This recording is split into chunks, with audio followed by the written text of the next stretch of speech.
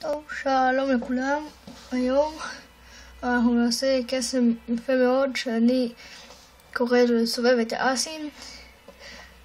בשבילו נצטרך את 2, 3, 4 הקלפים האלה, שהם כמובן גם 1, 2, 3, 4 האסים.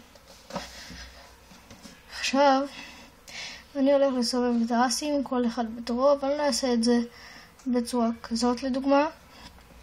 אז אני אחזיר את האס למקום שלו. אני אעשה את זה בצורה הרבה יותר מעניינת. אני אתפוס פה, אתן לחפיסה סיבוב קטן.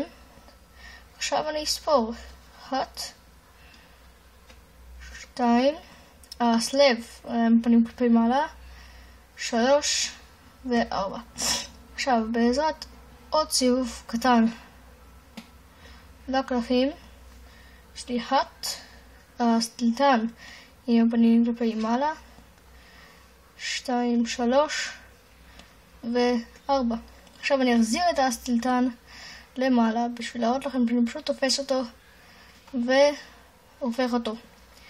עכשיו בעזרת עוד סיבוב קטן לחבילה, 1, האס יהלום עם הפנים כלפי מעלה, 3, 4. עכשיו בפעם האחרונה אתם יכולים לראות שכל הקלפים, כל 4 האסים עם הפנים כלפי מטה. אני אקח את האס יהלום, הנה הוא, אשים אותו בראש החבילה.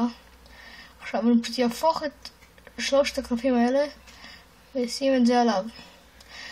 האס האחרון הוא האס המסובך ביותר.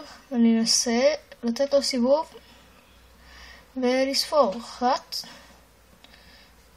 2, 3, 4. טוב, זה לא הצליח, אני גם יודע למה.